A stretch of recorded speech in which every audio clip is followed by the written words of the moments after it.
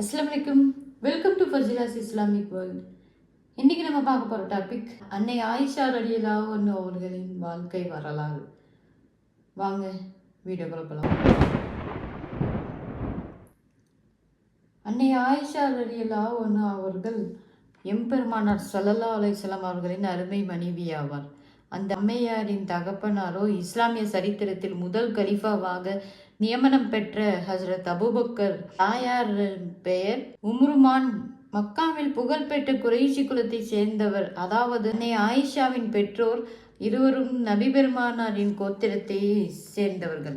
பெருமானார் அவர்களுக்கு நபித்துவம் வந்த 5ஆம் ஆண்டின் இறுதியிலே ஹிஜ்ரி முந்தைய 9ஆம் ஆண்டில் ஷவ்வால் மாதத்தில் கிபி 614 அன்னை ஆயிஷா அவர்கள் பிறந்தார்கள்.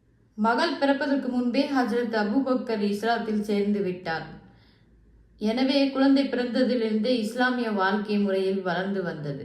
விளையும் பயிர் முளையிலே தெரியும் என்பது போல சில குழந்தைகள் சிறுவயதிலேயே தமது அபூர்வ சக்திகளை வெளிப்படுத்துவர். மேலும் எதிர்காலத்தில் சிறப்படையும் அறிகுறிகள் அவர்களிடம் காணப்படும்.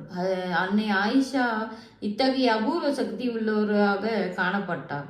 எதிர்காலத்தில் வெளியாகும் உயர்ந்த குணங்களின் அடையாளங்கள் குழந்தை பருவத்திலே அவரிடம் காணப்பட்டன. ஆயிஷா என்னும் குழந்தை எப்பொழுதும் எல்லோருடனும் எல்லா குழந்தைகளையும் போலவே விளையாடுவார்கள். பக்கத்து வீடுகளில் உள்ள பிள்ளைகள் எல்லாம் வந்து கூடிவிடும்.